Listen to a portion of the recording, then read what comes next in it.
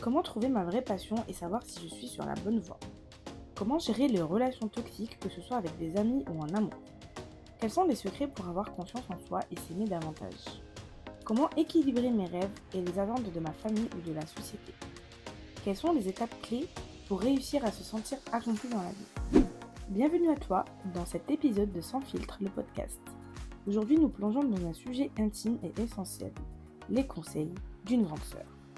Nous allons explorer ensemble les conseils et les leçons de vie que l'on aurait aimé recevoir plus tôt de cette figure bienveillante et protectrice qu'est une grande sœur. Que tu sois une jeune femme en quête de réponses ou simplement curieuse d'entendre des perspectives sur la vie, cet épisode est fait pour toi. Prépare-toi à recevoir des conseils pratiques et sincères qui t'aideront à naviguer dans les complexités de la vie avec confiance et clarté. Alors, est-ce que tu es dans la team des grandes sœurs ou des petites sœurs? En tout cas, pour ma part, moi, je suis dans la team des grandes sœurs. J'ai un petit frère, on a 5 ans de différence. Et je me suis rendu compte que certes, j'apprends beaucoup de lui, mais il apprend beaucoup de moi parce que j'ai quand même 5 ans d'avance sur lui. J'ai aussi des amis qui ont à peu près mon âge ou qui sont plus âgés que moi ou moins âgés que moi. Et en fait, des conseils d'une grande sœur ou d'une petite sœur, en vrai, on peut en piquer un petit peu partout à son entourage ou à ses amis ou à sa famille, quoi. Je vais commencer par le premier conseil qui est explore et découvre ce qui te passionne. Alors, essaye de nouvelles activités, lis sur des sujets divers et n'aie pas peur de te tromper. C'est en explorant que tu découvriras ce qui te fait vraiment vibrer dans la vie. Et c'est pas grave si tu te sens perdu à 18 ans, à 20 ans, mais en fait, il y aura un moment où tu vas te trouver, mais ne te mets pas du tout la pression par rapport à la société ou par rapport à ton entourage, ta famille qui te dit ah oui, mais il faut que tu trouves maintenant, tout de suite. En fait, non, il n'y a pas de temps. Deuxième conseil, sois toi-même et toujours toi-même. Ne te perds pas en essayant de plaire à tout le monde. Apprends à te connaître et à connaître qui tu es vraiment. Apprends aussi à être authentique, même si ça signifie être différente. Genre, quand j'étais petite, enfin quand j'étais au collège pour ma part, j'avais pas peur d'être différente. Au contraire, le fait d'être différente faisait que j'étais peut-être pas mieux, mais j'avais ma personnalité, contrairement aux autres qui étaient tous des photocopies les uns aux autres. Troisième conseil, établis des limites claires dans tes relations. Que ce soit en amitié ou en amour, apprends à reconnaître les signes des relations toxiques et à surtout fixer des limites pour te protéger. Dans ta vie, tu vas rencontrer des gens qui n'ont pas de limites. Et donc, il faut apprendre à leur fixer ces limites-là pour pas qu'ils les dépassent. Et il y a des gens qui sont très culottés et qui vont parfois les dépasser même si tu les auras posés. Mais les gens encore plus culottés, c'est ceux qui les dépassent sans que tu les aies fixés. Parce qu'en fait, il y a une espèce de respect normalement à avoir envers autrui qui n'est pas forcément respecté par certaines personnes. Quatrième conseil que je pourrais te donner, c'est de te détacher du regard des autres. Il est facile de tomber dans le piège de chercher l'approbation des autres, que ce soit dans ta vie professionnelle par exemple, ou personnelle, ou même sur les réseaux sociaux. Pourtant, se détacher du regard des autres est essentiel pour avancer de manière authentique et sereine dans ta vie. Alors, comment le faire? Bah, tu peux te concentrer sur tes propres objectifs, prends le temps de définir ce qui est vraiment important pour toi, que tu te concentres sur tes propres aspirations. Le regard des autres devient secondaire à ce moment-là. Mais chaque fois que tu doutes, rappelle-toi pourquoi tu fais ce que tu fais et pour qui tu le fais. Tu ne vis pas pour répondre aux attentes des autres, mais pour accomplir ce qui te tient à cœur. Ensuite, accepte de ne pas plaire à tout le monde. C'est normal que certaines personnes ne soient pas d'accord avec toi ou ne t'apprécient pas. Tu peux aussi pratiquer l'autocompassion. Sois douce avec toi-même. Le jugement des autres peut être très dur, mais ton propre jugement ne doit pas l'être. Et aussi, réduis ton temps sur les réseaux sociaux, parce que ça peut amplifier l'importance que l'on accorde à l'image que l'on renvoie. Cinquième conseil, sois indépendante. Être indépendante, c'est avant tout être capable de compter sur soi-même. C'est un pouvoir que tu te construis progressivement dans ta vie à travers tes choix, tes compétences et ta confiance en toi. Voici quelques pistes pour développer cette indépendance. Tu peux développer tes compétences par exemple. Plus tu seras compétente dans différents domaines, plus tu te sentiras libre, que ce soit sur le plan professionnel, financier ou personnel. Apprendre continuellement te donne les moyens de gérer ta vie par toi-même. Investis du temps dans tes formations, des lectures ou des expériences qui t'enrichissent et qui te rendent plus autonome.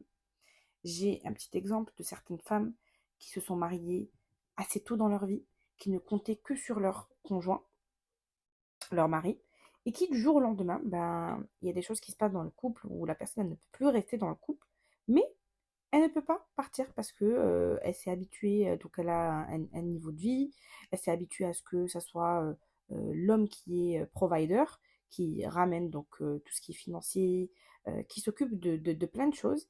Et elle s'est rendue compte que, elles se sont rendues compte que elles étaient dépendantes de leur mari et qu'elles ne pouvaient pas partir. Donc pour éviter tout ça, apprends à faire tout toute seule.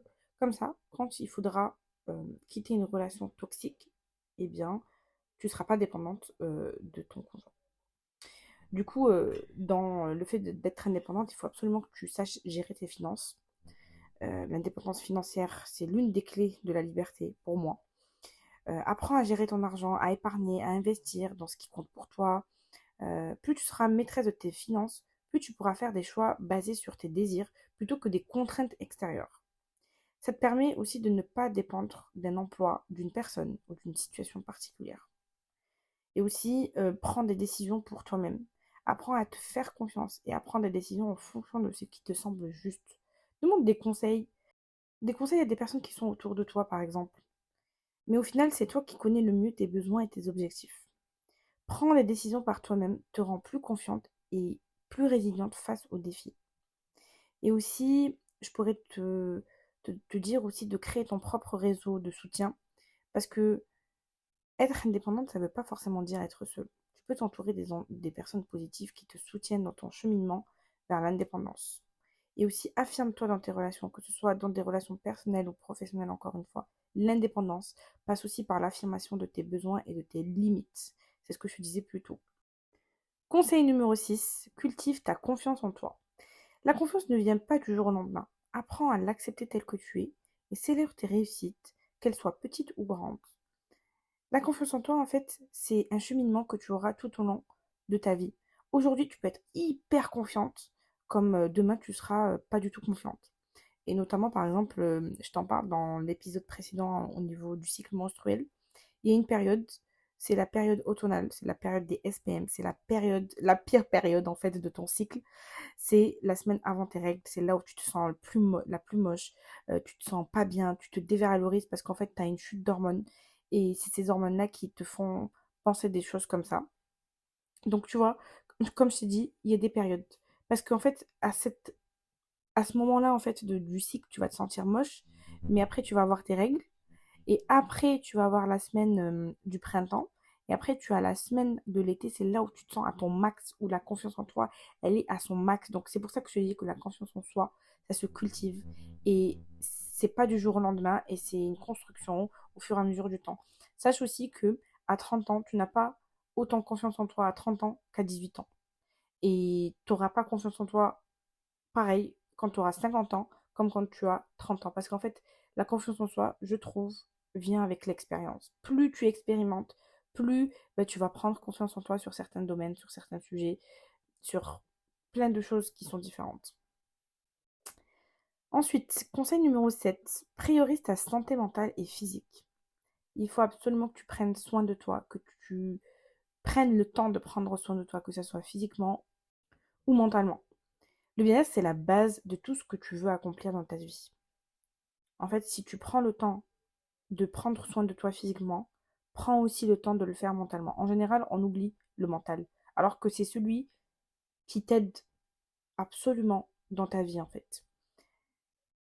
Prends le temps d'aller faire du sport, prends le temps de faire du journaling, prends le temps d'aller voir un psy si jamais tu en as besoin, mais vraiment priorise ta santé mentale et physique, c'est très très très important. Et s'il y a bien un conseil que je te conseillerais, c'est s'il y en avait un seul à garder en tout cas, ça serait celui-ci. Un autre conseil fondamental, mais que je t'ai déjà dit plus tôt, c'est d'apprendre à gérer ton argent. Je ne vais pas me répéter, mais commence à épargner tout. Et sois consciente de tes dépenses. La liberté financière te donnera plus de choix et de sécurité dans la vie. Ne dépense pas tout, n'aie pas ce truc de je veux absolument avoir un sac Chanel, je veux absolument avoir des trucs de luxe, je veux absolument avoir le dernier parka, la dernière paire de chaussures, machin. Tout ça, ça coûte une blinde. Tu peux te faire plaisir par-ci, par-là, mais franchement, pense au futur.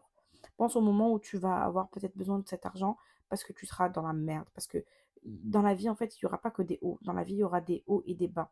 Il y aura une période où, en fait, où tu seras très à l'aise financièrement, comme une autre période où tu seras vraiment dans une période catastrophique financièrement parlant. Et crois-moi, je te parle en connaissance de cause. Vraiment, vraiment. Donc, apprends à gérer ton argent. C'est très important. Neuvième conseil, ça serait de ne pas avoir peur de l'échec. Les erreurs et les échecs font partie du processus d'apprentissage. Utilise-les comme des opportunités de croissance et d'apprentissage. C'est vrai que ce conseil, je te le donne alors que j'arrive même pas à le mettre en application dans ma vie. Mais c'est vrai que quand je l'ai mis en application dans ma vie, eh bien, ça a porté ses fruits en fait.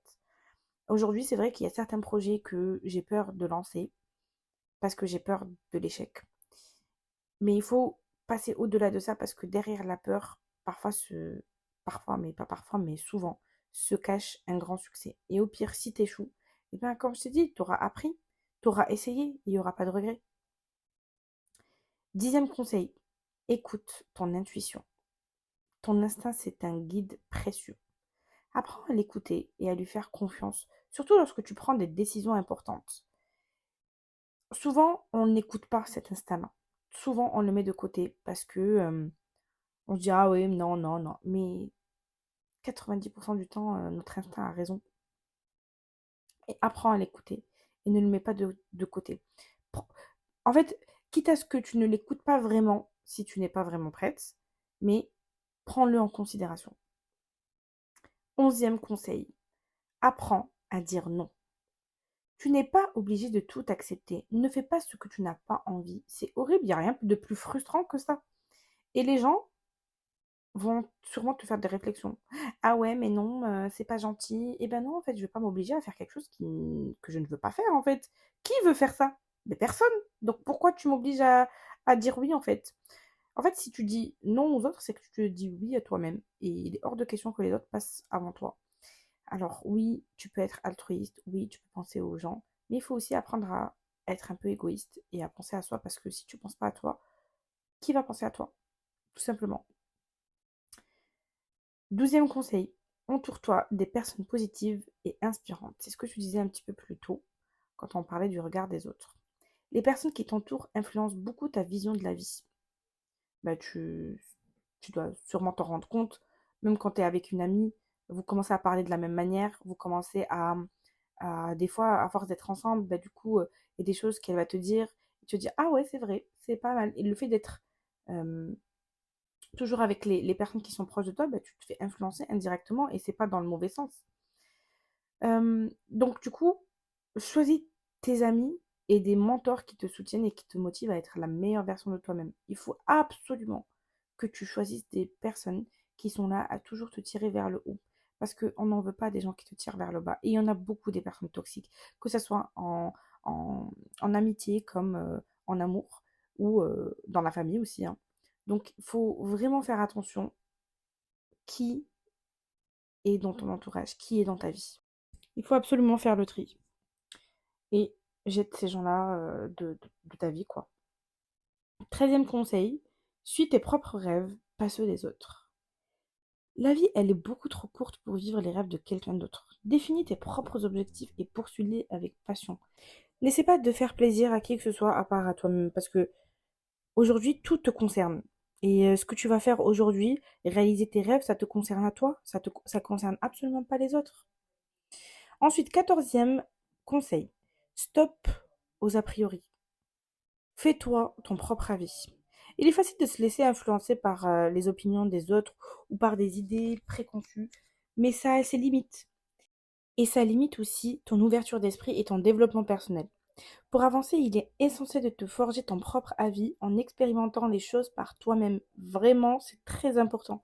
Que ce soit dans une nouvelle activité, une personne que tu rencontres ou une situation que tu vis, essaye de te baser sur tes propres expériences et observations. Parce que tu verras, hein, parfois il y a des gens qui ont des a priori. qui vont avoir un ressenti sur une personne ou sur une situation qui ne sera pas du tout la tienne. Donc évite de te laisser guider par les jugements des autres ou par des stéréotypes. Plus tu explores par toi-même, plus tu grandis et tu découvres de nouvelles perspectives. 15e conseil. Sors de ta zone de confort. Voyager est l'une des meilleures façons de sortir de ta zone de confort. Que ce soit à l'étranger ou dans une région que tu ne connais pas, chaque voyage te permet de te confronter à de nouvelles cultures, de nouvelles langues et à des façons de vivre différentes. Ces expériences te poussent à t'adapter, à surmonter des défis inattendus et à devenir beaucoup plus autonome que tu ne le penses. Tu apprends énormément sur toi. Voyager élargit également ton horizon mental, te rendant un peu plus flexible et créative face à des situations de la vie quotidienne. Même si ça peut sembler effrayant au début, les bénéfices à long terme en valent vraiment la peine et crois-moi, je suis vraiment une passionnée de voyage et pour moi, c'est évident, c'est une évidence. Mais tu peux sortir aussi de ta zone de confort en ne voyageant pas, hein. Tu peux sortir de ta zone de confort de manière quotidienne, hein. Donc moi, je te parle du voyage parce que c'est ce qui me parle le plus. Mais ose, voyage et voyage seul parfois. C'est là où ça te permettra de faire une introspection sur toi-même, d'apprendre sur toi, même sur les autres, sur le pays où tu es. Ça te permet d'apprendre beaucoup, beaucoup, beaucoup de choses. 16e conseil, et ça sera le dernier, c'est d'être reconnaissante. Sois reconnaissante. La gratitude est une pratique puissante pour améliorer ton bien-être et ta perspective sur la vie. Prends le temps de reconnaître ce que tu as, plutôt que de te concentrer sur ce qui te manque. Change ton état d'esprit. Sois reconnaissante pour les petites et les grandes choses. Une bonne santé, un toit sur la tête, des amis qui te soutiennent, un travail, un voyage, des animaux qui t'accompagnent dans la vie. En tout cas, cette pratique quotidienne de la gratitude te permet de te sentir plus heureuse et satisfaite, même en période de défi. Écrire dans un journal de gratitude ou simplement te rappeler 3 choses positives chaque jour, ça peut transformer de façon intéressante le cours de ta vie et de voir aussi le monde d'une autre manière et d'apprécier ce que tu as. En tout cas, je te parle souvent du journaling. N'hésite pas à aller voir. J'ai sorti aussi un épisode sur comment commencer le journaling. Ça pourrait peut-être t'intéresser. Mais vraiment, le journaling, ça peut changer ta perspective des choses et te faire voir du coup le monde d'une autre manière, tout simplement. Ou les gens aussi. C'est avec ça que je vais terminer cet épisode de Conseils d'une grande sœur. Je te souhaite que ces conseils t'aident dans la vie. On a exploré 16 précieux conseils que l'on aurait toutes aimé recevoir d'une grande sœur. Donc si tu veux une partie 2, dis-le moi en commentaire. Réfléchis aux conseils qui résonnent le plus avec toi et commence à les appliquer dans ta vie dès aujourd'hui. Donc partage cet épisode avec une amie ou une sœur qui pourrait bénéficier de ces conseils et rejoins notre communauté sur les réseaux de Sans filtre-du-bas, le podcast. Dans le prochain épisode, on va parler de comment préparer sa rentrée. Alors reste connecté pour recevoir les meilleurs conseils sans filtre. Merci d'avoir écouté cet épisode. Pour m'aider à le faire connaître et à soutenir mon travail, n'oublie pas de le partager et de le noter avec 5 étoiles. On se retrouve dès lundi prochain à 18h pour un nouvel épisode. D'ici là, profite de l'été, prends soin de toi, crois en toi, reste curieuse et ouverte d'esprit. On se retrouve bientôt pour un nouvel épisode. Bye!